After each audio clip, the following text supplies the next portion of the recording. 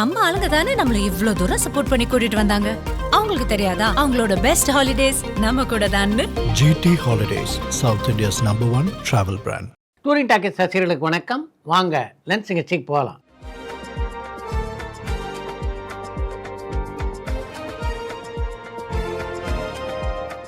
என்னப்பா முதல் கேள்வி? எதனால் ரவிமோகனுக்கு ஆதரவாக அவர் நண்பர்னு சொல்லிட்டு இருக்க யாருமே குரல் தரலன்னு அஜய் ஒசூர்லேருந்து கேட்டிருக்காங்க. ரவிமோகனுக்கு ஆதரவாக அவருடைய நண்பர்கள் குரல் கொடுக்கல அப்படின்னு உங்களுக்கு யார் சொன்னது? அவர்கள் யாரும் பொதுவெளியில் குரல் கொடுக்கல. அதற்கு பதிலாக ரவிமோகனை தொலைபேசியிலே தொடர்பு கொண்டு அவருக்கு ஆதரவாக குரல் கொடுத்தார்கள். அவருக்கு ஆறுதலாகவும் நின்றார்கள். நடிகர் விஜய் அஜித்தும் ஒன்றா இருக்கிற அந்த பிரபலமான ஃபோட்டோவை எடுத்தது யார், எந்த ஃபங்க்ஷனில் எடுத்தாங்கன்னு பல்லவி ராமேஸ்வரத்துலேருந்து கேட்டிருக்காங்க. விஜய் கதாநாயகன் நடிக்க திருப்பாச்சி, சிவகாசி ஆகிய 2 படங்களை கொடுத்த பேரரசு அஜித் கதாநாயகன் நடிக்க ஏவிஎம் நிறுவனத்துக்காக திருப்பதி என்ற பெயரிலே ஒரு படத்தை இயக்கினார். அந்த படத்தினுடைய பூஜையின் போது எடுக்கப்பட்ட புகைப்படம் தான் இது. மண் சார்ந்த படங்களில் நடிக்க இப்போ இருக்க பெரிய ஹீரோக்கள் எல்லாருமே தயாராக இருக்காங்க. இந்த ஆசை எந்த படத்தோடைய வெற்றியிலேருந்து வந்ததுன்னு சிவகுமார் மாயாவரத்துலேருந்து கேட்டிருக்காங்க. மண் சார்ந்த திரைப்படங்களில் நடிப்பதற்கு நாங்கள் எல்லோரும் தயாராக இருக்கோம் அப்படின்னு எல்லா கதாநாயகர் நடிகர்களும் கூட்டாக சேர்ந்து அறிக்கை வெளியிட்ட மாதிரி இந்த கேள்வி கேட்டிருக்கீங்க. எந்தெந்த நடிகரெல்லாம் மண் சார்ந்த திரைப்படங்கள் நடிக்க நாங்கள் தயார் என்று சொல்லியிருக்காங்க சொல்லுங்கள் பார்க்கலாம். அப்படி எந்த அறிக்கையும் அவங்களாம் வெளியிடல. சினிமாவை பொறுத்த வரைக்கும் இந்த மாதிரி படங்களில் தான் நடிக்கணும் அப்படின்னு எந்த காலகட்டத்திலும் கதாநாயகர்கள் முடிவு பண்ணுறதில்லை. அவங்கள தேடி வர்ற கதைகளில் எது நல்ல கதையாக இருக்கோ அந்த கதைகளில் நடிக்கிறாங்க. அரசன் படத்துடைய பிரச்சனையில் சிம்பு கிட்ட வெற்றிமாறன் மாட்டிக்கிட்டாரா, இல்லை வெற்றிமாறன் கிட்ட சிம்பு மாட்டிக்கிட்டாரான்னு கண்ணன் திருநெல்வேலியிலேருந்து கேட்டிருக்காங்க. அரசன் படத்தை பொறுத்தவரையிலே சிம்புவோடும் வெற்றிமாறனோ அல்லது வெற்றிமாறனிடம் சிம்புவோ மாட்டிக்கொண்டதாக நீங்கள் நினைக்க காரணமாக அமைந்தது எது? அதை சொல்லுங்கள் முதல்ல. அதுக்கு பின்னால் தான் உங்களுடைய கேள்விக்கு பதில் சொல்ல முடியும். மூத்த தயாரிப்பாளரான ஏஎல் அழகப்பன் அவர்களோட நேர்காணலை நம்ம சேனலில் எதிர்பார்க்கலாமான்னு திருப்பூர்லேருந்து அருண் கேட்டிருக்காங்க. இயக்குனர் விஜய், நடிகர் உதயா ஆகியோரின் தகப்பனாரும் மூத்த தயாரிப்பாளருமான ஏஎல் அழகப்பனுடைய பேட்டி ஏற்கனவே சாய் விசித்ரா நிகழ்ச்சி இடம்பெற்றிருக்கிறது. அதற்கான லிங்க் டிஸ்கிரிப்ஷன் பாக்ஸில் தரப்பட்டிருக்கிறது. ஏஎல் அழகப்பனுடைய பேட்டி, அந்த லிங்கை கிளிக் பண்ணி நீங்கள் பார்க்கலாம். வேள்பாரி, சங்கமித்ரா, மருதநாயகம் போன்ற படங்களை எதிர்பார்க்கலாமா வேணாமான்னு ரகு திருச்சியிலேருந்து கேட்டிருக்காங்க. நீங்கள் குறிப்பிட்டுள்ள 3 படங்களில் மருதநாயகம் திரைப்படத்தை எடுக்கின்ற ஆர்வமோ அல்லது திட்டமோ இப்போதைக்கு கமல்ஹாசனும் இருப்பதாக தெரியல. அதனால் அந்த படம் உருவாவதற்கான வாய்ப்புகள் இல்லை. இந்த வேள்பாரி படத்தை பொறுத்த வரைக்கும் அதுக்கான தயாரிப்பாளரை சங்கர் தேடிக்கொண்டிருக்கிறார். சரியான தயாரிப்பாளர் கிடைத்துவிட்டால் நிச்சயமாக அந்த படம் உருவாக தொடங்கும். சங்கமித்ரா படத்தை எப்படியாவது எடுத்து விட வேண்டும் அப்படின்றது சுந்தர்சினுடைய நினைப்பாக இருக்குது. ஆனால் எப்போ அது நிறைவேறும் அப்படின்னு இப்போ சொல்ல முடியாது. விஜயகுமார், பிரபு எல்லாருமே சேர்ந்து நடித்த மறவன் படம் வெற்றி படமாக அமைஞ்சதான்னு சிதம்பரத்துலேருந்து வெங்கடேசன் கேட்டிருக்காங்க. மனோஜ்குமார் இயக்கத்திலே பிரபு நடித்த மறவன் திரைப்படம் வெற்றி படமாக அமையவில்லை. நடிகர்கள் அரசியலில் ஜெயிக்கிற மாதிரி அரசியல்வாதிகள் யாராவது பின் நாட்களில் நடிக்க வந்து நடிகராக ஜெயிச்சிருக்காங்களான்னு பிரேம் கடலூர்லேருந்து கேட்டிருக்காங்க. அரசியல்வாதிகளில் ஒரு சிலர் பின்னாளில் நடிக்க வந்திருக்காங்க. ஆனால் நடிகர்கள் அரசியலிலே குறித்து பெற்ற வெற்றியைப் போல அந்த அரசியல்வாதிகள் சினிமாவிலே வெற்றியை குவிக்கவில்லை என்பதுதான் உண்மை. ஜனநாயகன் படம் பற்றி சோஷியல் மீடியாவில் பெருசாக இப்போ யாருமே பேச மாட்டேங்கிறாங்க. விஜய் ரசிகர்களுக்கே ஜனநாயகன் படம் மேலே ஒரு சலிப்பு வந்துருச்சான்னு அஜய் ஒசூர்லேருந்து கேட்டிருக்காங்க. ஜனநாயகன் படத்தை பொறுத்தவரையில் அந்த படத்தினுடைய வெளியீடு இப்போதைக்கு இல்லை என்பது அவரது ரசிகர்களுக்கு நன்றாக தெரியும். நிச்சயமாக விஜயனுடைய பிறந்த தினத்தை ஒட்டித்தான் அந்த படம் வெளியாகும் என்பது அவங்களுக்கு தெரியும். அப்படின்றதுனால தான் அது பற்றிய சலசலப்பு இப்போது கொஞ்சம் அடங்கி இருக்கிறது. காரணமே இல்லாமல் ரஜினி மேலே சில விஜய் ரசிகர்கள் கோபமாக இருக்காங்க. இது ஜெயிலர் 2 படத்துடைய வசூலை பாதிக்குமான்னு பல்லவி ராமேஸ்வரத்துலேருந்து கேட்டிருக்காங்க. விஜய் ரசிகர்கள் எல்லோருமே ரஜினி மேலே கோபமாக இருக்கிறதா சொல்ல முடியாது. ஒரு சிலர் வேண்டுமானால் கோபமாக இருக்கலாம். ஆனால் அதெல்லாம் ஜெயிலர் 2 திரைப்படத்தினுடைய வசூலை பெரிய அளவிலே பாதிக்காது. சிக்மா படத்தை பற்றி எந்த அப்டேட்டும் வரதில்லையே, காரணம் என்னன்னு பிரேம் கடலூர்லேருந்து கேட்டிருக்காங்க. சிக்மா திரைப்படத்தை தயாரித்திருப்பது லைக்கா நிறுவனம் தான் அப்படின்னு உங்களுக்கு நல்லா தெரியும். இப்போ அந்த நிறுவனம் தான் பரிமளா அண்ட் கோ அப்படின்ற படத்தையும் தயாரித்திருக்கிறது. அந்த படம் தான் முதல்ல வெளியாக இருக்கிறது. அப்படின்றதுனால இப்போ அந்த படத்தை விளம்பரப்படுத்துகின்ற முயற்சியில் தான் லைக்கா புரொடக்ஷன்ஸ் நிறுவனத்தில் இருக்கிறார்கள். இதற்கு பின்னால் தான் சிக்மா படத்தை விளம்பரப்படுத்துகின்ற நிகழ்ச்சிகள் தொடங்கும். மலையாள நடிகரான சைஜு குரூப் அவர்களை பற்றி தகவல் ஏதாவது சொல்ல முடியுமா? அவர் சூர்யாவோட விஸ்வநாதன் சன் படத்தில் நடிச்சிருக்காரா இல்லையான்னு கண்ணன் திருநெல்வேலியிலேருந்து கேட்டிருக்காங்க.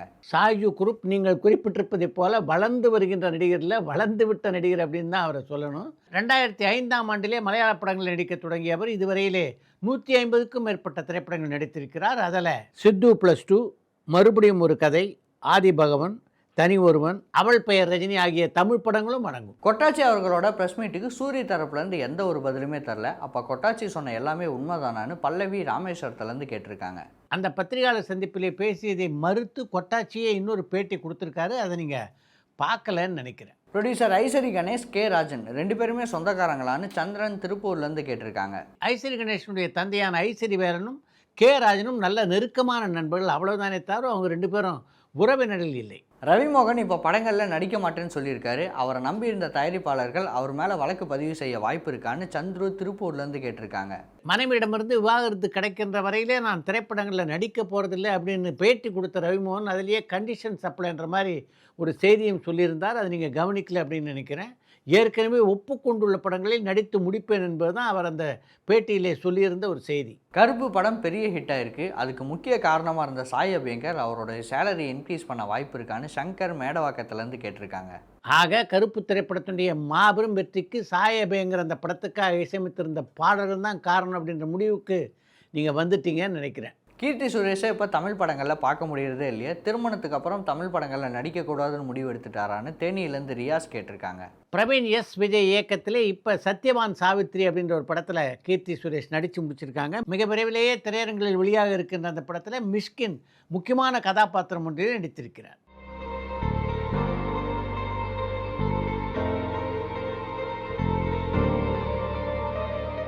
நடிகர் சிவாஜிக்கு நிறைவேறாத ஆசைன்னு ஏதாவது இருக்கான்னு பரமன் வேலூர்லேருந்து கேட்டிருக்காங்க. நடிகர் தலம் சிவா கணேசனை பொறுத்தவரையிலே தந்தை பெரியாருடைய விடத்தில் நடிக்க வேண்டும் என்பது அவருடைய தீராத ஆசையாக இருந்தது. அந்த ஆசை அவரை பொறுத்த வரைக்கும் நிறைவேறல. பெரியார் விடத்தில் நடிக்க வேண்டும் என்று சிவாஜி ஆசைப்பட்டதைப் போல சிவாஜி திப்பு சுல்தான் விடத்தில் நடிக்க வேண்டும் என்று ஆசைப்பட்டவர் மூதறிஞர் ராஜாஜி. இந்த 2 ஆசையுமே சிவாஜியால் நிறைவேற்ற முடியவில்லை. அடுத்து இன்று ஒரு தகவல்.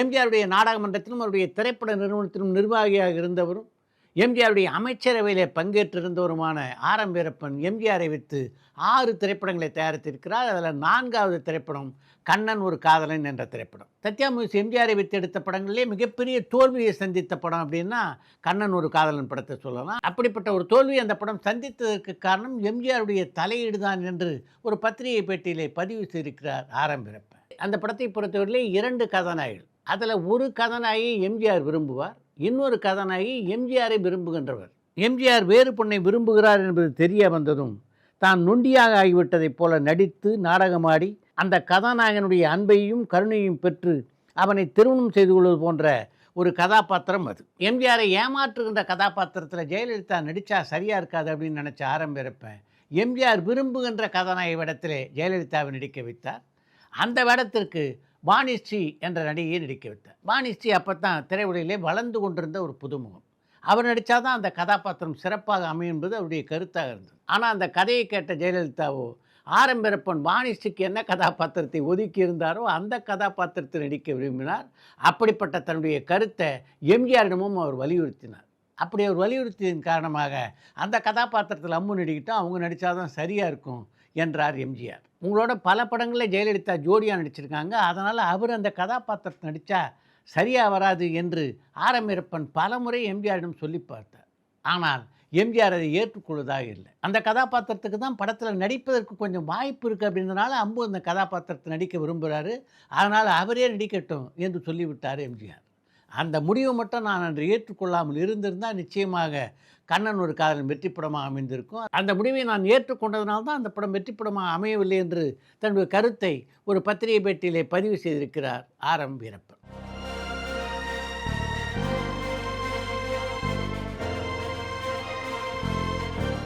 இத்துடன் இன்றைய லென்ஸ் நிகழ்ச்சி நிறைவு பெறுகிறது. மீண்டும் அடுத்த லென்ஸ் நிகழ்ச்சியிலே சந்திப்போம்.